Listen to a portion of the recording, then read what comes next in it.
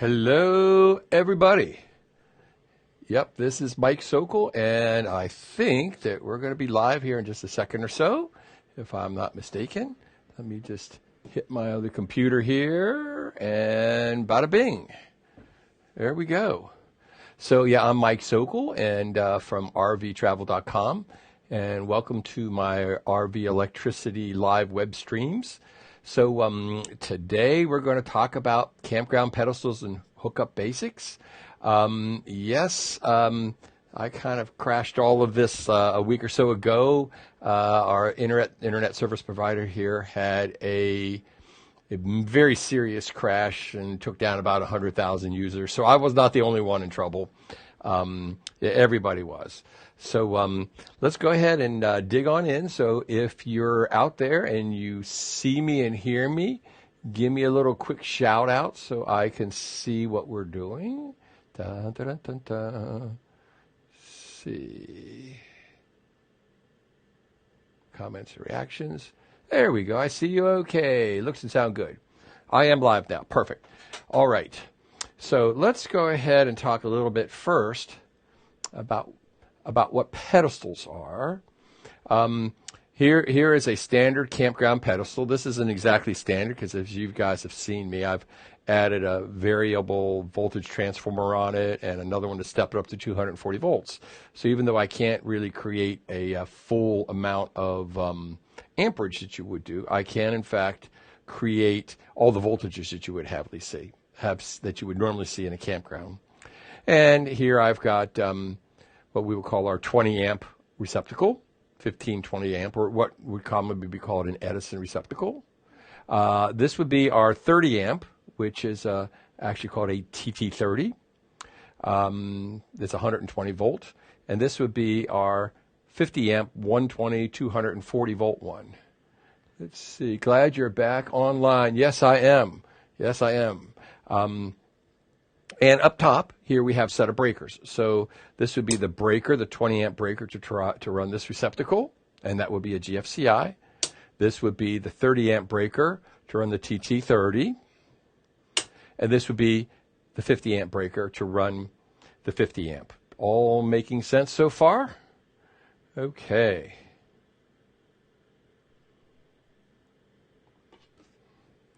Now, pedestals in campgrounds kind of leave a sad life. I mean, they get beat up to death sometimes. They're not maintained. They're out in the weather all the time. Lots of issues. You can see this one here, interestingly, was from a Disney campground. Wow. Pretty sad stuff. Look, I got somebody in here from Washington State. I think I had somebody earlier said it was from Scotland. Is that Scotland, Pennsylvania, which is only 20 miles north of me, or the real Scotland? Oh, I'm sorry, but I died. I'm sorry. I'm easily distracted by the little stuff. Okay, so this one, actually, believe it or not, was in a campground at a Disney site, a Disney campground. Oh, so note the exposed contact on the 50 amp outlet and the lower left side of it. So that's a real shock hazard if a child touches that or your dog puts his nose on it. Wow. I mean, it's deadly stuff. So I think that one has already been changed out. I called them. They didn't seem like they wanted to talk to me, but magically within a week, it was all fixed. All good stuff, right? The circuit breakers can be worn out. And so here's another one. I believe this came out of a New Mexico campground. And there's no weather protection over top of it. So, it's dust and dirt and all kinds of weather inside of it. I like the blue paint and red paint so you know which receptacle that you're hooked up to. This, and you can see it's kind of broken going in the actual 20 amp or actually 15 amp receptacle. So it's pretty bad. Oh, let's see. I got Toronto. That was Fort Wilderness. That's right. This one right here was the Fort Wilderness campground. This one is someplace in New Mexico. And another thing that can happen is unless there's some sort of maintenance done on these pedestals. Here's burn neutral wires that somebody had sent me. And this especially happens, I've seen a number of campgrounds that had run aluminum wiring. And the aluminum is like really, really dangerous because it's so easily corroded. You wouldn't think that aluminum corrodes, but aluminum oxide is a really, really good insulator. And so they make special antioxidant paste that you need to put on them, and you need to have connections that are rated for aluminum and copper. This was a big thing back in the 60s and 70s because it was going to save money, but it caused a lot of houses to burn down. We don't like aluminum wiring at all, especially for any real power circuits. Let me see if I've got any other questions. Dave from Ohio. And also another thing that happens to pedestals in many of these cases is they just get run over. I see this all the time. Brand new pedestals, they have really, really tight turns in many of these campgrounds, and a lot of people have trouble backing up a big vehicle. They may not be used to it.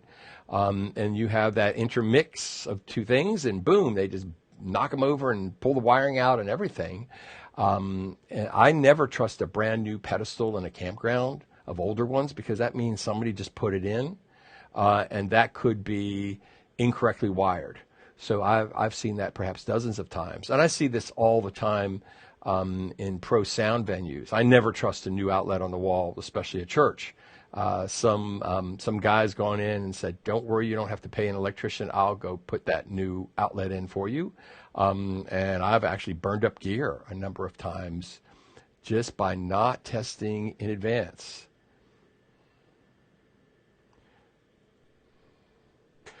Water and electricity don't mix. I showed this. I was just at the, where was I? The Ramblin' Diesel Pusher Club in Goshen, Indiana last week. And they all love this. And they said, "What? Water running through a pedestal?" Yes, indeed. That is your water feed running right through the middle of the pedestal. I don't think I've ever seen anything quite like that. Water and electricity don't mix. They don't do very well together. We don't like that. Well,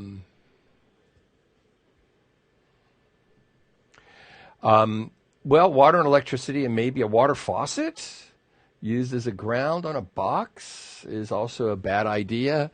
I've seen people do some strange things with pipes where they just kind of just wrap the wire, twist the wire around the pipe, and that's supposed to ground it. That ground wire's job is to actually carry the entire fault current when something goes wrong. So if you have a 50 amp pedestal, it's got to carry enough amperage for that 50 amp breaker to trip, and it will likely be 4 or 5 times that for a second or so, perhaps less, hopefully. So you can have a few hundred amperes that are trying to go through that little connection, and it's not going to work. Okay, Larry V. from Holland, Michigan, I think I've been there. I've been to a lot of places. Okay, I think you want to meter this to be safe. So first off, do we have any questions so far? I'm looking through here. Everybody's saying hi. I'm hoping everything looks good. I hope everything sounds good. I'm not really a video guy, but I am an audio guy, so I take great pride in making sure the audio works really, really well. And I'm always embarrassed when something goes wrong with it. I mean, embarrassed. Everybody okay so far? Any other questions?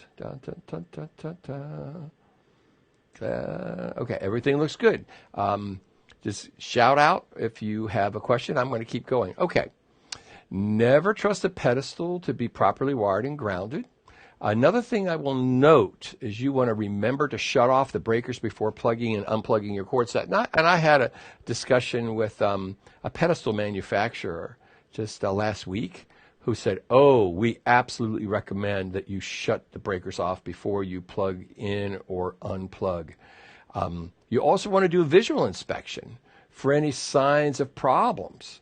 A lot of people don't realize, I didn't have a chance to put this up, but I think Chuck sent me a picture of a cord set, plugged in, and the entire outer rubber sheath was just pulled back, and it was just exposing the inner conductors and their insulation. Now, it's insulated, but it's not rated for abuse, and it's just like people just don't understand just how dangerous that can be. Okay, can't read all the words on PowerPoint. Oh, okay. Well, they're pretty big. They're as big as I can make them on the screen. Is anyone else having trouble with that? I'm just running at like 540p to try to keep my bandwidth down. It looks okay to me, but perhaps. Okay. I'll do what I can. Let's see. Are you watching on a mobile device? Yeah, I've done that too. Oh, I just got an iPhone 8 Plus, so that I just had a bigger screen so I can kind of see what I'm doing. My eyes aren't what they used to be. And so consequently, the bigger we make it, the better we be. Yeah. Oh, looking on her phone. I'm so sorry. So Lois is watching on a phone. Okay. So everybody says I'm okay. Whew, thank heavens. Gail says I'm okay. So I must be okie dokie. And one of my readers, actually this is a pretty good idea, but it's tricky just because of the sheer magnitude of this. I've tried a number of years ago to get a manufacturer to come up and just sponsor just a little tags that we could stick in pedestals just to remind people to shut the breakers off and on. But, some campgrounds I've seen, they actually put tape on them. They'll leave them taped in the on position because they don't want you wearing them out, which is kind of insane. Lots and lots of stuff. Turn your phone to horizontal. Oh, there you are. Okay, so any of you, here's this a little note. If you are having trouble seeing this, the recommendation is to turn your phone to horizontal if you're having. I've done this in kind of a wide format mode to do my best to make it work for everybody. If you're having trouble with it, you can go to full screen and try to go the other way. You will be able to watch this later if you want. So this all being recorded too, so not a problem. I'm sorry if you're having trouble reading them. I'm doing my best to get as much of that on the screen as I can.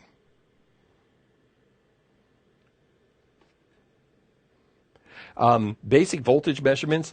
This is a little kit that you can get from Southwire. Klein and a number of others make kind of very similar kits that'll have a little meter, digital meter. It'll have a 3-light tester, and it'll have a non-contact voltage tester, or what I would call an NCVT.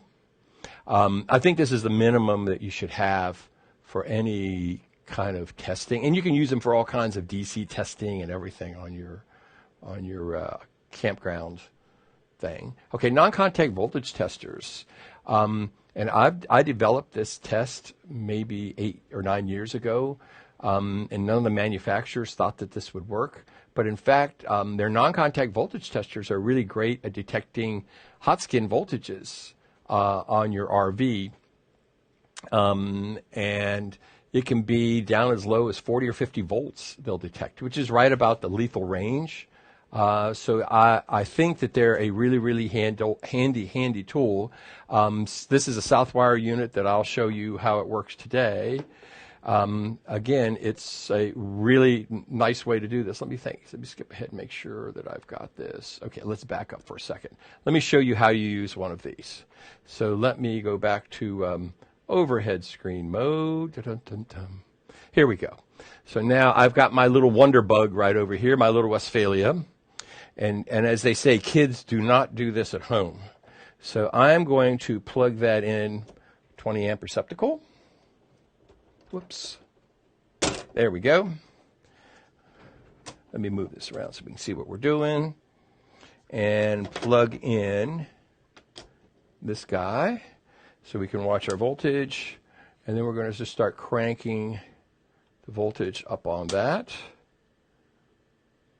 I'm going to start with about 50 volts or so. And this is a little die-cast metal VW. that I've specifically wired so that it can, well, it doesn't simulate, it actually has a hot skin condition on it. This is just a basic non-contact voltage tester. This is the one from Southwire. All their products are brown. Fluke products are yellow. That's just, everybody has their own color code. And you can see as I start getting closer and closer to this, so, oops, get a little more there. Part of the problem is that I found that I have to have a little more voltage here. I'm up on the second floor. I am way far away from ground. That is me. I need that so that it'll reflect, it'll change a little bit how much it measures. But you can see even at 60 volts, even though this says this is a 100-volt tester, if I touch this, and this would be your RV. I mean, this is a really, really good test. So basically all you're going to do is, I would say that the first thing to do is just check to make sure that your pedestal is not hot, because they can, in fact, be. And go ahead and then check to make sure your RV isn't hot. Okay, so I've got a couple questions here. It looks perfectly fine on a computer. Mike, in your opinion, does the NEC require a circuit breaker for, let's just pull this up. I think that'll go up on here. In your opinion, does the National Electrical Code require a circuit breaker for each outlet on or at the pedestal? Well, this is not opinion. This is what it is. Yeah, it's supposed to be within 3 feet of the, you're supposed to have a disconnect device within 3 feet of the units of the outlet, but a lot of places don't. Park we stay at a couple times a year has breakers only at a centrally located panel. I always turn off the breaker before plugging in or unplugging, and that's really the safest thing to do. But it is amazing. I don't think I've met a single campground that they've ever been inspected. So yeah, it's supposed to be. Okay, let's return back to our little program here. Now, let's go ahead. If I turn this up to basically 70, let me see. I think I've got one here. There we go. So now I've got this guy. If I turn this up to about 80 volts or so, what'll happen is I can be pretty far away from this, and this little RV will start beeping, even from a couple inches away. If my RV has or your RV has a hot skin of about 120 volts, which would be if you had a dead short in it, then it can be, in this case, several inches away. If something is that's as large as an RV, this will be maybe a foot to 2 feet away. Mike, how about a mechanical lockout unless you plugged in? No, that's never going to work. We have that kind of a mechanical lockout on these GFCIs, and they're just the biggest pain. Can you get a hot skin? Oh, here's a great one. Can you get a hot skin condition on a fiberglass travel trailer? Yes, absolutely. I just did an article last week, I think last Saturday, I lose track. And in it, I described the fact that your travel trailer, or maybe it's going to be Monday. I think it's going to Saturday. Correct me if I'm wrong, Chuck. But basically, the thing that occurs in a travel trailer is, even a fiberglass one, you have a metal frame and you have a metal axle and you have metal hitch and you've got a metal bumper, and virtually everything in your RV is bonded to the metal chassis. So I really don't like the name hot skin much, because it really isn't just a hot skin, it's a hot chassis. It's everything. Everything's engaged. Can you put hot skin conditions? Let's see. How got a mechanical air? Okay, there we go. We're good. So let me go ahead and kill this. Does everybody kind of see the action here? So let me go ahead and take that down, because I don't like leaving live electric things laying around a whole lot. And let's go back to our PowerPoint presentation. Okay. using a digital meter. Okay, so let me just grab a digital multimeter and plop it up here. You want to set it to 600 volts, the 600 volt scale, and you don't want to just arbitrarily put it in. Let me just go back to the screen here so you can see what I'm doing. So for instance, what you do not want to do is poke this into a receptacle and then just start spinning this around, because what's going to happen is you're going to go through the ohms or amperes or whatever, and you're going to burn out the meter or burn the fuse out at the very least. So for most of your testing, I recommend you go to the 600 volt AC scale. And this is about as simple of a meter as you can get, which I really, really like for most people to use. Like I said, this is a $20 meter, but it works absolutely fine. Let's go ahead and energize. Turn a little juice on here. And the problem is, of course, I can punch down in here, but it's hard to get through these. These guys just don't want to do well because there's a shutter that you have to open up. So it's really hard to test these without a secondary tester. What I think works really well for these is a combination of a 3-light tester like this and a little tester like that. So you can get these online for $10, something like that. And they're actually rated for a full 120 volts. You can see this little 3-light tester does in fact show you that the ground and neutral in the right place, and you have the 2 amber lights and no red light. So I think that that's a really, really good, real basic test if you're going to use the 20. Almost nobody uses the 20 though. Just about everybody uses the 30. Now, you can you can test the 30 ampere one pretty easily with this, but you've got to be careful. Let me get back to my other screen just for a second, so we can kind of see where we are.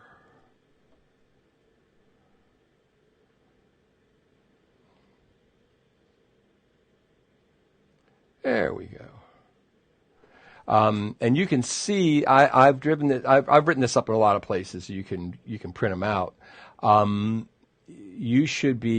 grounds should always be positioned at the top at one of these pedestals. And that allows the wires to hang down vertically without doing any loop-de-loop things. And you should be measuring around nominally 120 volts between ground and hot, nominally 120 volts between hot and neutral, and sort of kind of 0 volts between ground and neutral. Now, don't get excited if you measure 2 or 3 volts. It's absolutely normal in a circuit with loads on it. In fact, you could be as much as 5 volts and still be within code.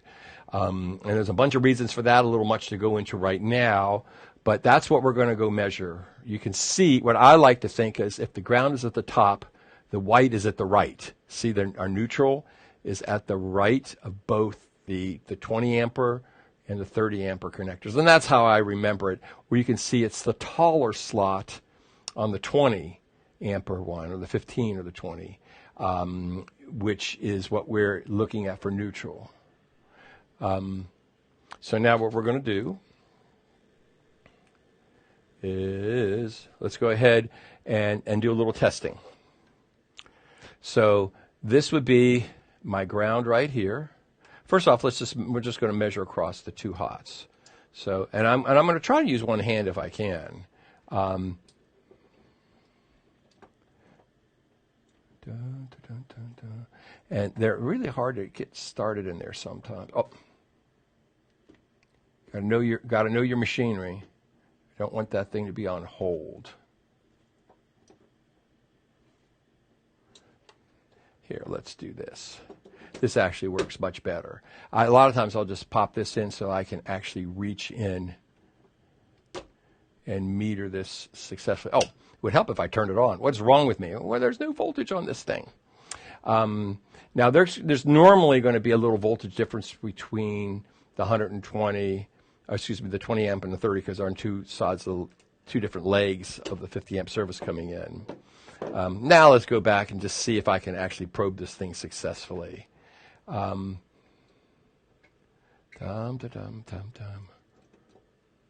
There we go. So you can see I'm measuring around 114 volts. I've put it on the 600 volt scale, and that means it can read up to 600 volts before it gets into any trouble. And you can see if I measure from the ground at the top, let me get my hands out of the way a little bit better, that it's still measuring that 120 volts, which is what we're looking for. And we should have the same kind of thing over here. That all looks good. Again, a lot of times what I'll do is I'll just get one of these little hockey puck style units, and that gives me the ability to do this. So I can go ahead and poke that in and measure that. Now, there's other simpler ways to do this. So for instance, when you have this in here, you can just plug a 3-light tester in that to confirm that the polarity and the basic voltages are where they need to be. And you can also then just go plug in a little voltmeter right here. And I think this is a handy setup for a lot of people that may not want to get their hands dirty with meters. This is a pretty decent way to do things. Another thing that you can do, which works really quite well, except it's upside down,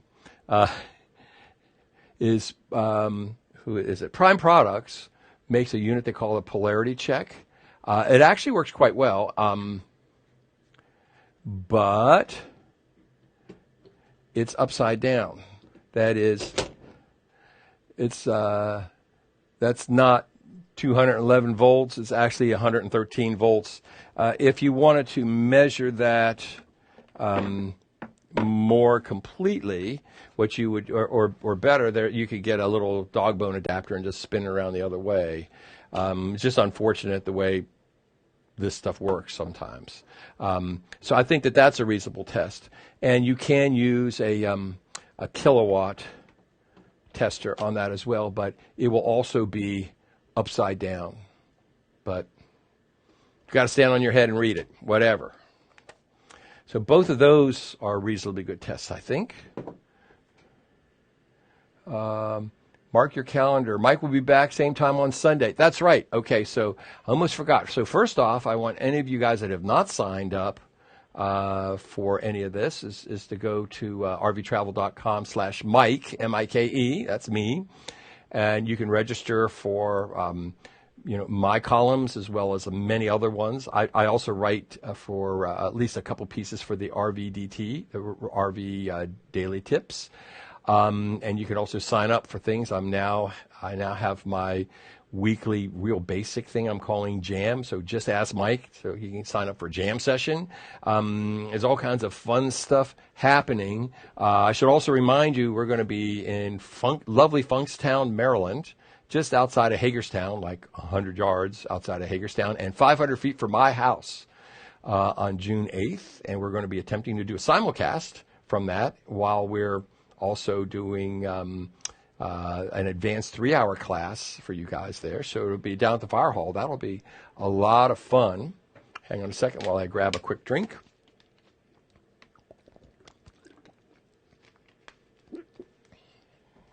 Everybody with me so far? Okay.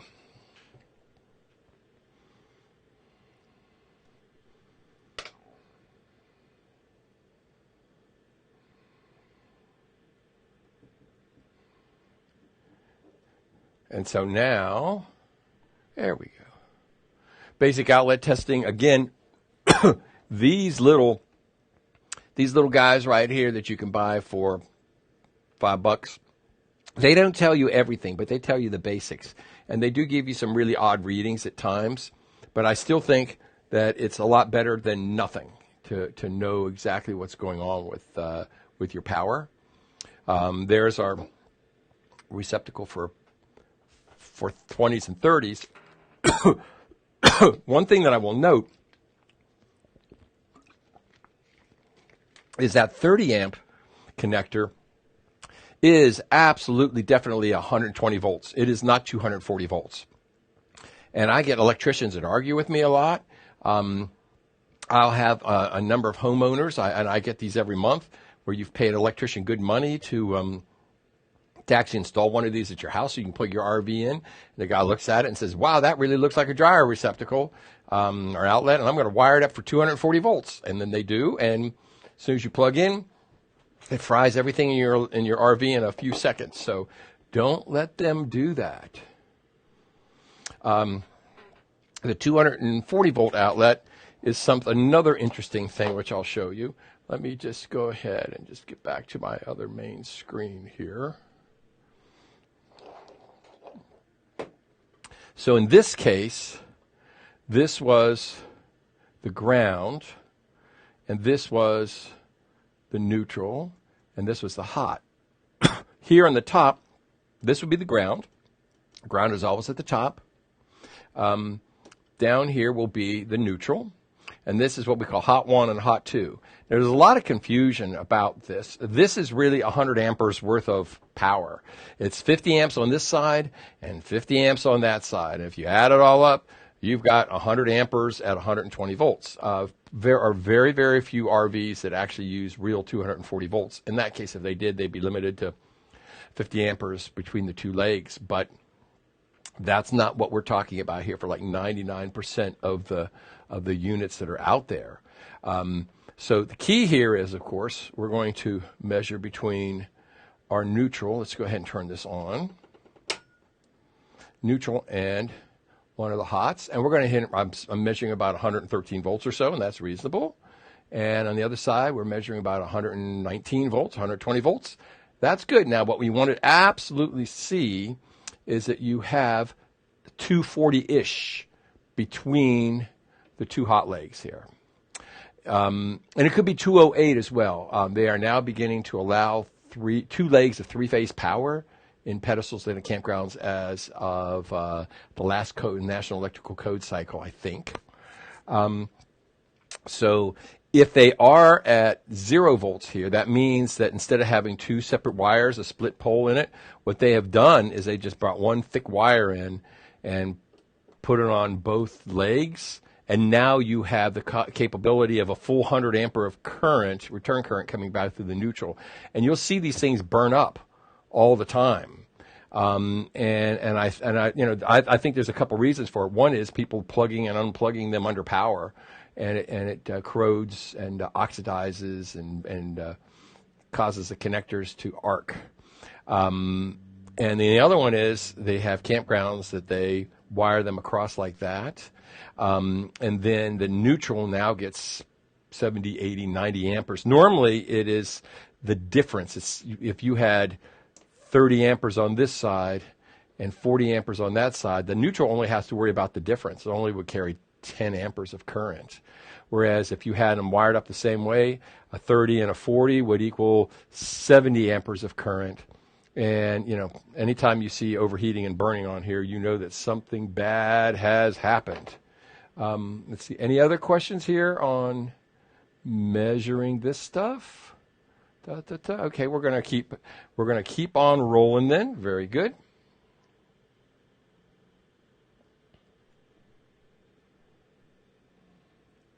Another question I get a lot of times is if I have a 50 amp RV and I'm going to plug it into a 30 amp pedestal via a dog bone, do I need to get a different surge protector? And the answer is no. What you do is you get a surge protector to protect the electrical system on your RV. So if you have a 30 amp RV, you get a 30 amp surge protector. If you have a 50 amp RV, then you get a 50 amp surge protector. And then what you do is you adapt it. So I think it's far better if you get a couple of different adapters rather than sticking them in a row. That's every connection is a voltage drop.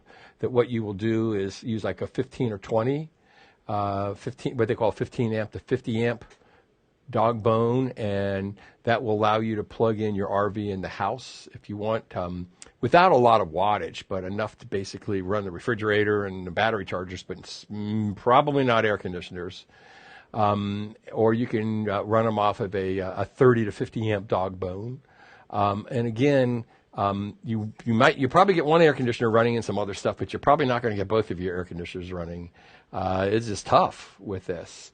And so basically the key here is you buy the surge protector that you need to protect your RV, and you adapt it down to a 30 or a 20 or whatever else that you need to go to. Does that make sense? I think. Let's see. All right, there we go. I don't see anything else. Okay, we're doing good.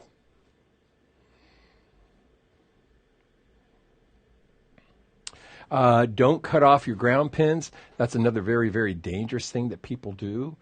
Sometimes they'll just use a little, crappy extension cord with the ground pins broken off. And then your RV will develop a hot skin voltage. Now, I've just written a couple of definitive articles, and they're quite advanced. But the key, of course, is they show you why RV sometimes a hot skin voltage measures 40 or 50 volts or 80 or 90 volts or a full 120 volts. The key here is that ground pin is there to protect you against any normally occurring leakages or abnormal leakages. A normally occurring one could be 5 or 10 milliamps of current, which is enough to give you a pretty big shock, and not much more than that can kill you. I've got all kinds of stories that I've had people send me where I had one guy in Florida maybe 8 or 10 years ago that he was on the front lawn of his house plugged into a trouble light extension cord without a ground, just to basically charge up the batteries on his RV. And when he was kneeling in the wet grass and reached up to the aluminum poles going up to his awning, it killed him on the spot. And they found him the next morning dead, laying by his RV. And there's just like these really sad stories like this that happen all the time. You never want to use one of those ground lift adapters. Those things, I don't see how people get to sell those things. But they do. Oh, we've got a good question. Let's see, what are we saying? Here we go. That's a very great question from Katie Woodall. Woodall. Mike, when you plug a 50 amp into a 20 amp plug for temporary use, does it just send the 120 into one leg or split the 120 onto both legs? Actually, it splits the 120 volts onto both legs. It does. So you will then have a maximum of 2,400 watts available for everything. So it'll be 20 amps total. So you could draw 20 amps on the one side of your RV, or 15 on one side and 5 on the other, or 10 and 10. But yeah, when it gets up to 20, then you're going to trip your breaker. That is a really, really great question. I hope that answered it. Let's see.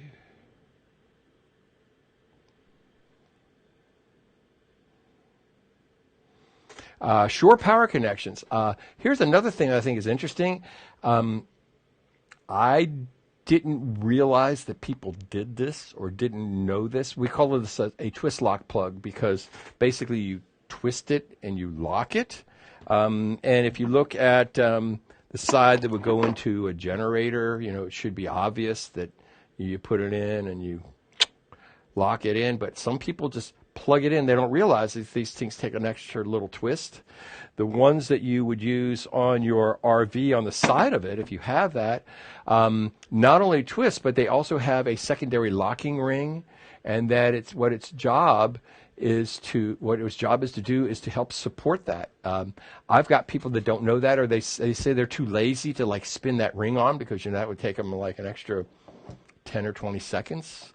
So let's see. Oh, Chuck is reminding me RV hot skin conditions. Whoops. Kill people every year. It's important to listen to Mike. Yeah, important to listen to me. Take it seriously. I think that's a really, really good point. So what will happen is many times people will feel little shocks. And they won't do anything about it. And they say, well, I didn't get killed last time. I'm not going to kill this time. And just about every case that I've seen, there was some kind of a warning. So when you get a warning, if you feel the least little tingle, the thing to do is go measure it and go ahead and unplug immediately, and just to be sure that everything's okay. Now, don't do what one of my students did, because I was giving out, Fluke was kind enough to give me, I guess, like 50 of these of their non-contact testers. I was giving out to my students when they graduated from my basic electronics and live sound class. He came up, I saw him at lunch after, a year or so after he graduated, and he says, "Hey, Professor Sokol." That's right, you may call me Professor Sokol anytime you like.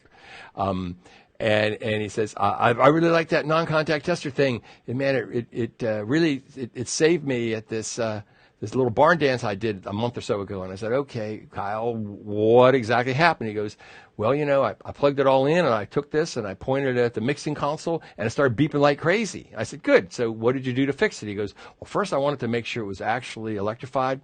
So, I touched it with my finger, and I got a heck of a shock." And I'm going, "Kyle, you are not supposed to be the secondary test. If this thing is beeping, something is wrong. You absolutely want to get some kind of a meter on there." Okay, so here's another good question. Okay, so this is a great one.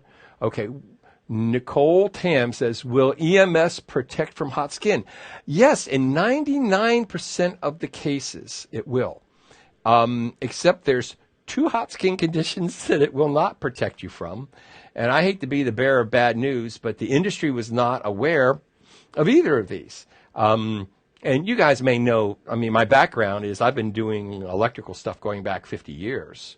When I first started apprenticing for house wiring when I was a young teenager and went into mechanical electrical engineering. But I've seen so many failures out there that I go looking for failures. I just do. Many times I'm hired to go look for failures. So an EMS is an electrical management system, and its job is to listen for incorrect voltages and shut things off. So the EMS is actually a trademark of Progressive Industries. There's intelligent surge protectors from a number of other companies, including SurgeGuard, to do basically the same thing in slightly different ways. But yes. Now here's the trick. The two things it will not protect you from, one is called, what I've had to come up with, is what I call a reflected hot skin condition. More on that later. I've got an entire article that I did, but basically what it means is if 3 or 4 or 5 RVs are tied together on pedestals that have been daisy chained together and they lose their ground connection back to the service panel, a hot skin condition on one RV will be reflected to all the other RVs in that same loop, in that same daisy chain. And even though your EMS may shut down, it cannot disconnect your ground. So it is possible for the EMS to shut down and you still are feeling a shock. You have to physically unplug from the pedestal to stop that from happening. The other one, which is really, really crazy, is something that I call a reverse polarity bootleg ground, but much more on that later. Let's just stick to this for now. But RPBGs are their own little crazy world. I'll show you. We got another question. Okay, let me do this. Let me get rid of that. Here we go. Okay. So John Meyer, he said, "I use dielectric grease on low current automotive connections." Actually, it's probably high current, low voltage. Can you use it on 120 volt circuits as well? And yes, you can. The key here to remember is you want to get rid of, in fact, somebody just asked me to actually do an article about it. Interestingly, I called around to a couple of my engineering friends in the last couple of days, and I said, I need somebody that knows more about dielectric grease than I do, just to confirm that I know what I'm talking about, because I've been using it, for 50 years, and I think I know exactly why it works down at a physics level, and it turned out that I am correct. So basically, a dielectric grease is not Vaseline. It is, in fact, most of the time it's a silicon-based, and its job is to basically seal up the connection so that any air gaps in there are not allowed to accumulate moisture and rust. So we use them on battery terminals all the time, and it would be counterintuitive to think that how does it increase the connection? What it does is it prevents the the surfaces from oxidizing.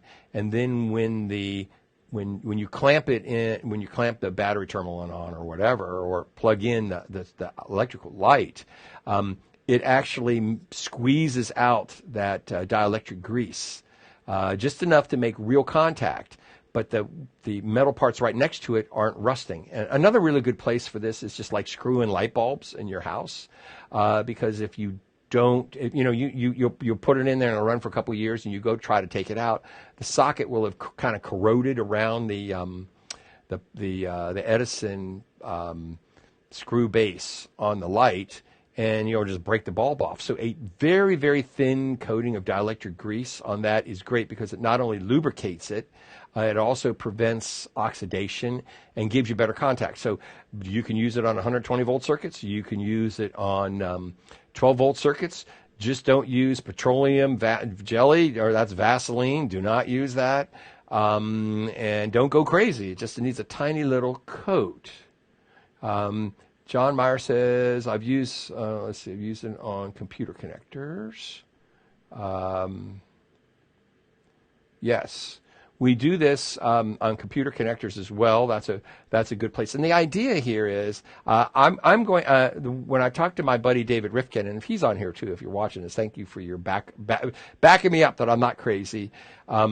We used to see a lot of failures on the old computer circuit boards back in the 80s that had just tinned connections on it, and we ended up using silicone or some sort of a dielectric grease to keep them from corroding. So I'm going to do a whole video just on that kind of stuff. I think it would be a good thing. What is going on with your computer connections? John Mayer,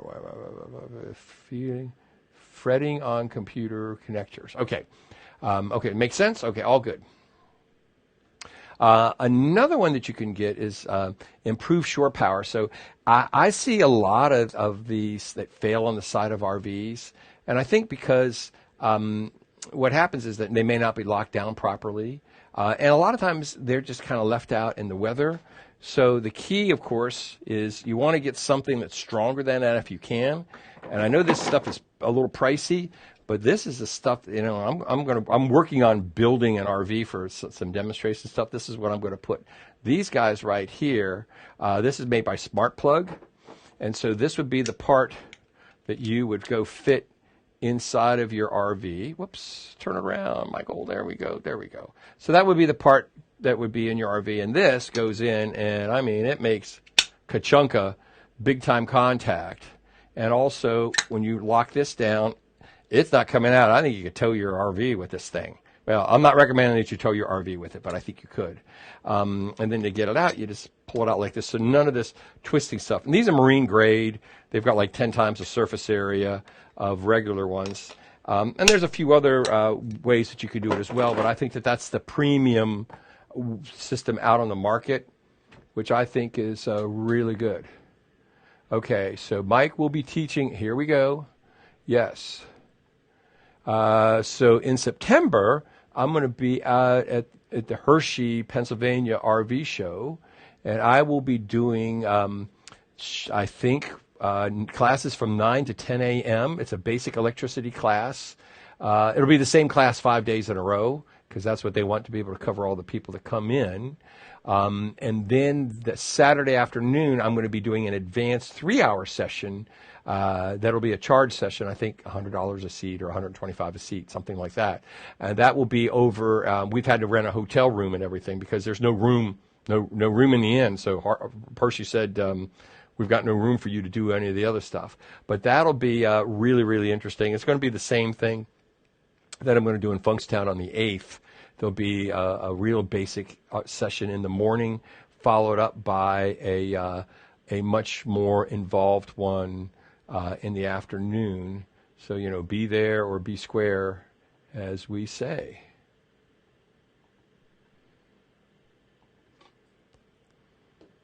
Okay, so there's the basic presentation. Do we have any more questions here that you can think of? Again, 20 amp, 30 amp, Both of these are 120 volts. This will be 240 volts.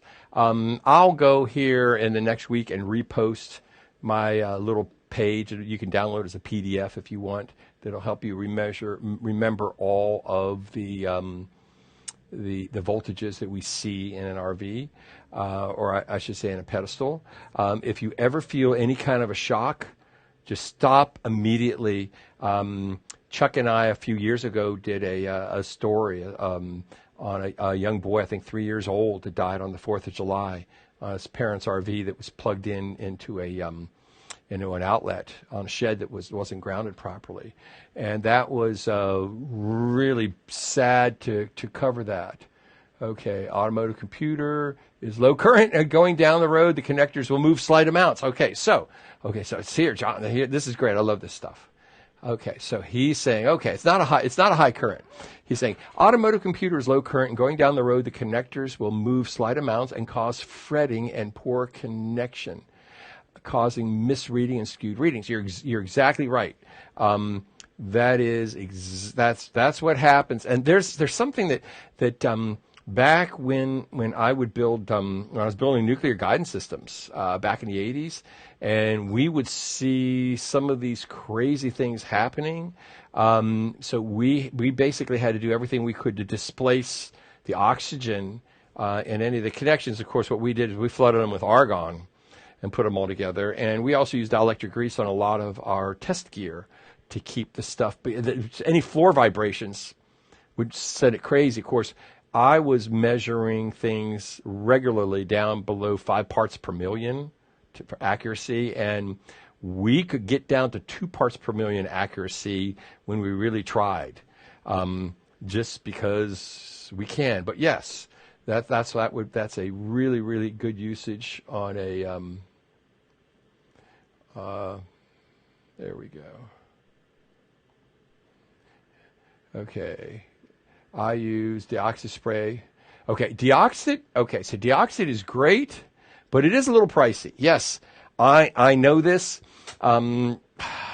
Sometimes, look, I know sometimes I have a very casual, perhaps a little too casual idea about what you should spend on stuff. But remember, most of the time I'm working on really, really large systems, and I can charge back to the customer whatever I feel like. But in your case, you got to buy the stuff. So deoxit does work great, but it is a little pricey. But there is a system, a way that you can do it that uses 2 different kinds of spray, and they're much bigger cans, and they're only like $5 a piece. And you can buy them at automotive stores. But I'll tell you what, let's save that for another webcast, and I'm going to do one, I think, just on dielectric grease and cleaning stuff. And I don't want to do that on my desk in my office. It'll be all over the place. Okay, so Chuck reminds me. Let's see. Yes. I hope everyone here, if you're not signed up already, I think you should sign up for my free newsletter. There's a lot of really good stuff in there. And if you have any questions, you can go in. And remember, we do comment section. I know that many of you guys are upset that we're only on Facebook right now. There's just a lot of ways that we've got to work on to do this. I think that I'm going to try Sunday. I'm going to try a little program. Speaking of how things are expensive, I looked, the professional version of the simulcast software that I used to use is $500 a month. Chuck's going, $500 a month? Yes, it is. But I think I found one that will do 99% of it that's consumer-based for like $15 to $20 a month. Chuck says much better rates. I think I'm going to try that. And the idea here, I do understand people's distress. Facebook does do some things that makes a lot of people upset. But if we can all simulcast this over on YouTube, and the trick is I need to get these comments back and all end up on my screen at the same time. So that's going to be a little tricky, but there's supposed to be a way to do that. And Chuck also says to join Mike this Sunday to talk about portable generators. Yeah, and that's right. That will be this Sunday evening. Again, same time, 9 p.m. East Coast time, Maryland time, my time, and 6 o'clock West Coast time. You will be able to watch this anytime that you like, in a replay, as it were. You just can't ask questions. I am going to try to do my simulcast on that. We'll see if that works as advertised, and if so, we're going to do the big bucks and go for the $15 a month one and make it happen. I think that would be the great thing. Okay, so, here we go. This is a really good one here. One last question here before we get out of here. Mike, where in the sequence of hooking up to your RV do you actually do the test for hot skin? Fabulous question. Okay, so I think what you do is the very first thing is you go check to make sure that your pedestal is not hot. I have found a number of pedestals that were not grounded properly and the pedestals were electrified. So the first thing you do is just go test that. After you go test your voltages and you plug in, the thing to do is take your tester and just point it over at the axle or the bumper or whatever. If that blinks, that means something bad is going on in here. Now, again, if you have an intelligent EMS kind of protector, that should get you 99% of the time. There will be a few odd cases out there, which I've actually created a number of times, and I've seen a number of times in the field that it may not. But that the non-contact voltage tester will find it for you. So always believe that. So yeah, so after you plug in, another thing that I recommend that people do is I think that the electrical should be the very first thing that you do when you go make camp. So what you do is if you can get when you get a portable intelligent tester, EMS, you plug it into the pedestal before you even park your RV in there. And if it looks weird, you just say, I'm not going to accept this campground, this campsite, get me a different pedestal.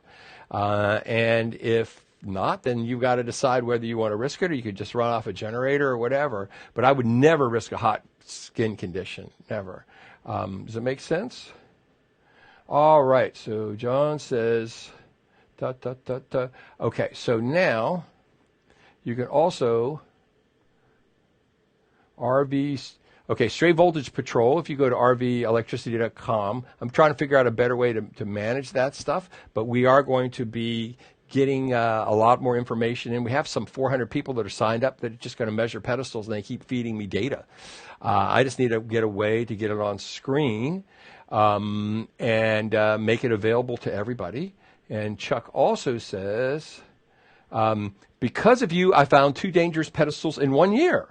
I guess last year for Chuck. Now, Chuck is basically, he tells me this, he is my canary in the coal mine.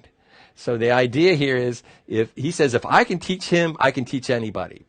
And I think most people really don't want to know about electricity a whole lot, but yet I think it's an important thing just for your home, your RV, and everything else. So I want everybody to be safe out there, and I'm going to come back Sunday night for my next webcast on RV portable generators. We're going to have some fun. Okay, all good? All right, thank you all, and good night. And please send me some comments, anything that you want me to cover in a future one of these. I will do my best. This is Mike Sokol from rvtravel.com, and this has been my RV Electricity webcast. Thank you so much.